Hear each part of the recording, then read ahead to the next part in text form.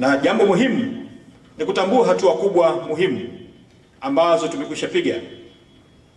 Tumefanikiwa kuongeza upatikanaji wa dawa muhimu katika wastani wa 73% kwa mwezi Februari 2026. Tumeendelea kupunguza vifo vya akina mama wajawazito kupitia utekelezaji wa mikakati mbalimbali, lakini pia kupitia uwekezaji mkubwa uliofanywa na serikali ya awamu ya 6 chini ya rais wetu Daktari Samia Suluhu Hassan kwa ujenzi wa vituo vya afya zaidi ya 3700 na kufanya idadi ya vituo kuongezeka kutoka idadi iliyokuwepo takriban 9000 na kufikia idadi ya vituo vya afya zaidi ya 13000 nchini. Ujenzi wa hospitali za wilaya ambapo tumejionea kasi kubwa ya ujenzi wa hospitali za wilaya za halmashauri katika kipindi cha miaka 5 ya Rais Samia. Amejenga katika maeneo yenu hospitali za wilaya zaidi ya 128, lakini pia amejenga hospitali za mikoa, amekarabati hospitali kongwe za wilaya zaidi ya 29, na amenunua vifaa tiba katika maeneo mbalimbali na nyongeza rasilimali watu katika maeneo ambayo ninyi mnayaongoza. Tuna maabara ambayo naweza nikasema katika Afrika Mashariki ni moja ya maabara bora yenye vifaa vya kisasa vya uchunguzi wa magonjwa ya binadamu yote ya kuambukiza, yasiyokuwa ya kuambukiza, pia na magonjwa ya milipuko. Kwa hiyo tuna uwezo wa kufanya uchunguzi wa vimelea hatarishi duniani.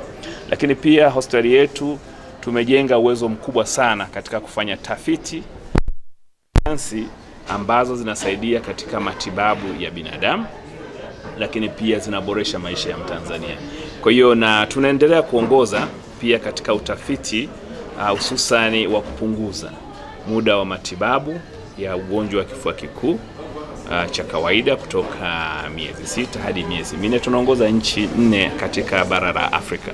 Hii ni moja ya sifa kubwa sana, lakini pia tumechangia katika utafiti wa kupunguza au kuondoa matumizi ya sindano duniani. Na mwaka huu wa 2026 hospitali yetu maalum ya taifa ya Kibong'oto tunatimiza miaka 100 tangu iweze kuanzishwa.